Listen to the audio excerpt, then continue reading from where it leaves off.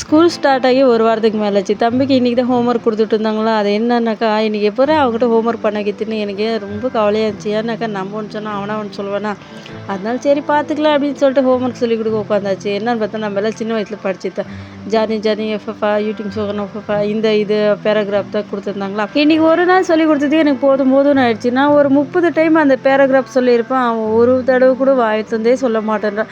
நாளைக்கு போய் ஸ்கூலில் டீச்சர் கிட்டே என்ன சொல்லுவானோ தெரியல. சரி சொல்லி கொடுத்துட்டு அதுக்கப்புறம் கிச்சனுக்கு என்ட்ரி கொடுத்தாச்சு. சாப்பாடு வேணும்ல நைட்டுக்கு அப்படின்ட்டு. மதியம் தான் பருப்பு போட்டு கீரை கடையில் செஞ்சிருந்தேன். அது இருந்தது, அதை அப்படியே சூட் பண்ணிவிட்டு கொஞ்சம் தோசை மாவு இருந்துச்சு, அப்படியே தோசை ஊற்றிக்கலாம் அப்படின்னு சொல்லிட்டு ஒரு பக்கம் தோசை ஊற்றுறதுக்கு வச்சுட்டு சண்டே வந்துட்டு மீன் கொஞ்சம் பொரிக்கிறதுன்னு எடுத்து வச்சுருந்தேன். அந்த மீன் எடுத்துகிட்டு வந்தால் பொரிக்கலாம் அப்படின்னு சொல்லிட்டு அதுக்கப்புறம் எண்ணெய் வந்து மீன் பொரிச்ச எண்ணெய் இருந்துச்சா, அதை அப்படியே ஒரு பக்கம் வச்சுட்டு ஒரு பக்கம் தோசை ஒரு பக்கம் மீன் பொரிச்சு எடுத்துக்கிட்டு அப்புறம் சாப்பாடு போட்டு எடுத்துமே ஊட்டலான்ட்டு போனேன். எனக்கு மீன் அவ்வளோவா எடுத்து கொடுக்க தெரியாது. ஏன்னா மீனில் முள் இருக்குமா அதிகமாக, அதனால கொஞ்சம் பொறுமையாக பார்த்து பார்த்து எடுத்து கொடுத்துட்டு இருந்தேன்.